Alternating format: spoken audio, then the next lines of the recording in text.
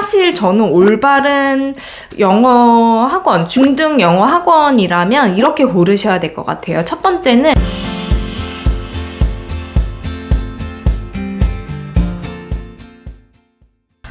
안녕하세요. 골라줄게 영어책 김원장입니다. 오늘은 중고등 학습 로드맵에 대해서 초등 부모님이 반드시 아셔야 할 사항에 대해서 말씀드리도록 하겠습니다.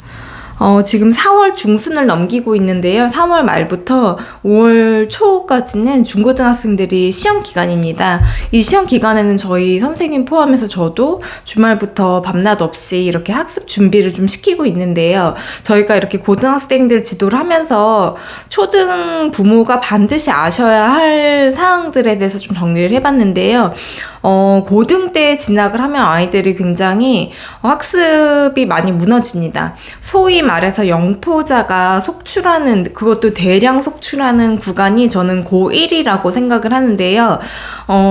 솔직히 초등에서 중등을 넘어갔을 때는 중1이 자율학습이 되기 때문에 그렇게 영어 학습에 대한 어떤 그 격차, 범위나 진도나 난도 이런 것에 대한 어떤 격차를 크게 체감을 하지 못하는 수준이지만 중학교에서 이제 고등학교를 딱 진학하고 나면요, 아이들이 바로 하는 소리가 선생님 차원이 달라요, 이런 말을 많이 하거든요. 그것도 이제 조금 공부를 했다 하는 친구들도 선생님 이거는 뭐 할 수 있는 범위가 아니라고 막 이렇게 말을 많이 해요.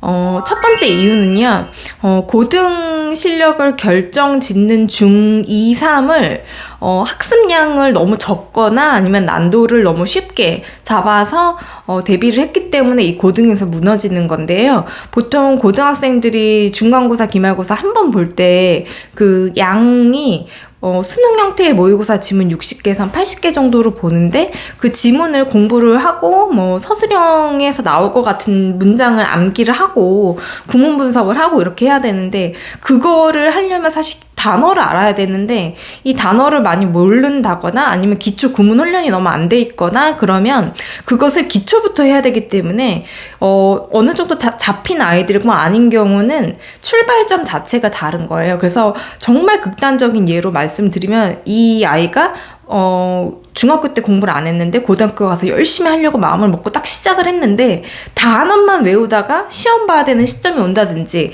이런 식으로 정말 최악의 케이스가 될 수가 있거든요. 그러니까 그 정도까지는 아니어도 어느 정도 지문을 받아봤을 때 알고 있는 어휘량이 있어야 되고, 지문을 봤을 때 어느 정도 구문으로 파악을 할 수 있고, 이런 실력이 조금 갖춰져 있어야지 심화학습을 고등에서도 할 수가 있는데, 이게 이제 안 되는 학생들 같은 경우는 조금 영어가 힘들어집니다. 그리고 두 번째는 국영수 중에 고등학생들한테 제일 중요한 과목을 꼽아라 그러면은 국영수 중에 제일 후순위로 밀리는 게 영어 과목이거든요. 그래서 국어와 수학 이런 것들이 이제 난도가 많이 높기도 하고, 사실 수능 영어 정도는 또 중상위권 이상이면 어느 정도 익숙하기 때문에 아이들이 그렇게 또 공부를 시간 투자를 이제 덜 하기도 합니다. 그리고 워낙 다른 과목도 많기도 하고 어렵기도 합니다. 그래서 일단 중2, 중3 때는 정말 이 고등 실력을 결정짓는 시기라고 생각을 하시고 아주 심화학습에 시간을 많이 투자를 하셔야 되는데, 사실 저희가 그 시간을 투자를 많이 안 하는 게 아니죠. 초등학교 때부터 굉장히 많이 하고 뭘 많이 하잖아요. 근데 왜 이런 일이 고등부 1학년에 가서 많이 발생을 하냐, 제가 생각을 해보면 이 선행이라는 껍데기에 가려져서 심화가 얼마나 중요한지를 많은 선생님들이나 부모님들이 잘 모르시는 것 같습니다. 그 영어는 제 경험상으론 선행이 그렇게 많이 필요한 과목은 아닌 것 같거든요. 근데 선행보다 사실 중요한 게 저는 심화라고 생각을 하는데, 그 심화를 제대로 하는 것이 훨씬 더 빠른 선행이라고 생각을 하는데, 뭐 예를 들어 문법 몇 바퀴라든지 아니면 너무 심하게 뛰어넘어서 여러 가지 영어는 학습 형태들이 많잖아요. 근데 막 욕심에 이것저것을 많이 하다가 입시와 연관이 좀 없는 공부들을 중학교 때까지도 아직도 욕심들을 많이 부리시거든요. 그래서 그런 것들을 많이 하다가 고등 때 가서 무너지는 케이스, 그런 것들은 이제 시간을 많이 허비한 경우가 되는 거죠. 그래서 입시와 연결이 연결고리가 없는 학습을 한다든지 아니면은 그것을 너무 빠르게 선행을 했다든지 이런 케이스들이 이제 고등부에 가서 좀 무너지는 원인이 되는 것 같습니다. 그래서 세 번째 이유는 보통 영어 학원을 중학교 때는 거의 가잖아요. 초등학교 때는 홍공을 하든지 홈스쿨을 하시든지 과외를 하든지 이렇게 조금씩 공부를 하더라도 중학교 때는 너도 나도 다 학원을 간단 말이에요. 근데 학원을 갔음에도 불구하고 왜 고등학교 때 못하냐. 이거는 그러니까 결론부터 말씀드리면 초등부터 공부를 많이 해야 된다라는 결론이 나오는데 이게 왜 그러냐면요. 중등 학원을 고르시는 기준은요. 중등 내신을 집중하는 거냐 고등 심화를 하는 거냐 그거를 기준을 잘 보셔야 돼요. 이게 왜 그렇게 되냐면요. 중등 교과서를 봐도 초등 때 교과서 어려워하는 아이들이 많이 없잖아요. 중등도 거의 비슷해요. 중위권 이상이라고 쳤을 때 교과서에 있는 내용을 이해를 못한다거나 아니면 거기에 나오는 문법을 이해를 못한다거나 막 이런 아이들은 그렇게 많지는 않거든요, 사실. 근데 그런 경우에 만약에 해당을 하면 영어 학원에 가면 어떤 일이 발생을 하냐면 이런 아이들은 중등 내신조차 어려울 수 있는 거예요. 한마디로 고등 선행을 할 수가 없는 거죠. 그러니까 고등 심화. 중등 때 학원에서 아이들을 받으면요. 두 가지로 나뉘어요. 고등 수준의 심화 학습을 할 수 있는 그룹과 아니면 중등 교과서부터 열심히 해줘야 되는 그룹으로 나뉩니다. 한마디로 중등 내신이 많이 어렵지는 않거든요. 그러니까 조금 중위권 이상 했다 하면 학원에서 어느 정도 대비해서 만들어주면은 다 이제 점수를 딸 수 있는 정도의 난도지 그렇게 어렵지가 않아요. 중등 내신이. 근데 그 중등 내신을 목표로 해야 되냐? 아니면 중등 내신은 3주 바짝 시키면 얘는 할 수 있는 기초 실력이 있으니까 고등 심화를 시키면 되냐로 나뉘거든요. 근데 학원이란 데는 보통 가면은 부모님들이 잘 선택하기 좀 어려울 수도 있다고 생각이 드는 게 뭐냐면 학원이란 데는 가면 사실 관리를 하거든요. 단어 시험이나 테스트 보고 피드백 주고 상담하고 이렇게 하기 때문에 부모님 입장에서는 애들 보내놨기 때문에 애가 공부하고 오나 보다라고 생각을 하시지만 잘 보셔야 될 게 얘가 내신 기간 이외에 하는 공부를 봐야 돼요. 내신 기간 이외에 독해 심화 학습을 하는지 어휘 학습을 하는지 문법을 찬찬히 개념 노트랑 오답 노트를 하면서 오답 정리를 하면서 아주 심화 과정을 밟아가는 건지 이게 제대로 된 고등 심화 과정을 대비하는 코스고 만약에 기초가 얘가 안 된다라면 학원에서는 뭘 시킬 것 같으냐면은 이런 어려운 걸 시키면 학원 입장에선 태원생이 발생하겠죠. 그렇기 때문에 커리큘럼을 아주 쉽게 짤 수밖에 없어요. 또는 아주 긴 기간 동안 예를 들어 2달 동안 내신을 준비를 시킬 수밖에 없는 거예요. 내신을 준비를 시키는지 아시려면은 내신 콘서트, 백발백중, 특급 기출 이런 시중에서 파는 내신 문제집이 있거든요.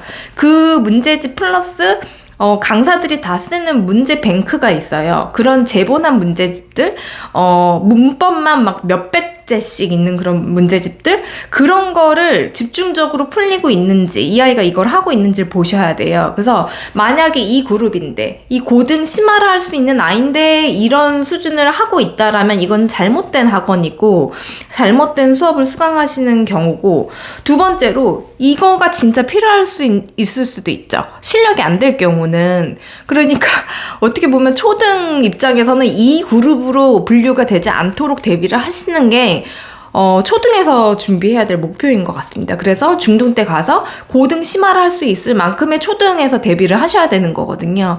그래서 할 수 없이 이 그룹에 해당이 된다면 중등 내신을 열심히 준비를 해야 되지만 사실 저는 올바른 영어 학원, 중등 영어 학원이라면 이렇게 고르셔야 될 것 같아요. 첫 번째는 1년 12달 중에서 시험을 4번 본다고 쳤을 때 1학기, 2학기 통틀어 중간기말 4번 본다고 쳤을 때 통틀어서 3개월에서 4개월 이상 넘으면 안 된다고 봅니다. 그러니까 한 번 시험 볼 때 3주가 맥시멈일 것 같거든요. 총 8번 수업 정도가 내신을 준비시킬 때 적절한 양이라고 생각하고 맥시멈입니다. 그래서 한 달 이상 넘어가게 내신 공부를 시키고 있다 하면은 첫 번째 아이가 실력이 많이 모자른 거 입니다. 그래서 학원에서 그렇게밖에 시킬 수가 없는 입장이며, 세 번째는 그렇게 정말 실력이 안 된다면 그거라도 하는 게 맞을 것이고, 만약에 실력이